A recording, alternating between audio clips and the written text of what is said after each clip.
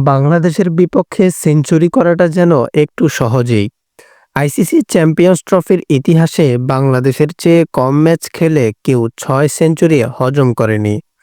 গতকাল টাইগারদের বিপক্ষে চ্যাম্পিয়ন্স ট্রফিতে নিজের প্রথম সেঞ্চুরি তুলে নিয়েছেন রাচিন রবীন্দ্র।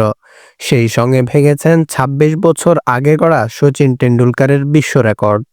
নিজ দেশের ইতিহাসেও একাধিক রেকর্ডের জন্ম দিয়েছেন তিনি। কিউই এই অলরাউন্ডার গতকাল পেয়েছেন আইসিসি টুর্নামেন্টে নিজের চতুর্থ সেঞ্চুরি। গত ২০২৩ বিশ্বকাপে পেয়েছিলেন ৩ সেঞ্চুরি, আর রাওয়ালপিন্ডিতে বাংলাদেশকে পেয়ে খেলেছেন ১১২ রানের দুর্দান্ত এক সেঞ্চুরি। ২৫ বছর বয়সেই পেয়ে গেলেন চতুর্থ সেঞ্চুরি, আর তাতেই পেছনে ফেলেছেন ক্রিকেট ইতিহাসের সর্বকালের সেরা সচিনকে। ২৫ বছর বয়সে আইসিসির ওয়ানডে ইভেন্টে এতদিন সবচেয়ে বেশি সেঞ্চুরি ছিল সচিন টেন্ডুলকারের ৩টি। গতকাল রাচিন বাংলাদেশের বিপক্ষে সেঞ্চুরি করে সেটিকে গেলেন টপকে।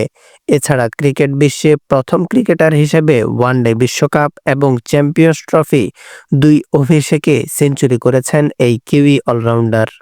তবে এখানেই থামছে না রাচিনের কীর্তি, বরং নিজ দেশের ইতিহাসেও রদবদল এনেছেন তিনি, যেখানে পেছনে ফেলেছেন প্রজন্মের অন্যতম সেরা ব্যাটার কেইন উইলিয়ামসনকেও। চ্যাম্পিয়ন্স ট্রফিতে নিউজিল্যান্ডের হয়ে সবচেয়ে কম বয়সে সেঞ্চুরির রেকর্ড এখন তারই। ২০১৭ সালে অস্ট্রেলিয়ার বিপক্ষে সেঞ্চুরির সময় উইলিয়ামসনের বয়স ছিল ২৬ বছর ২৯৮ দিন।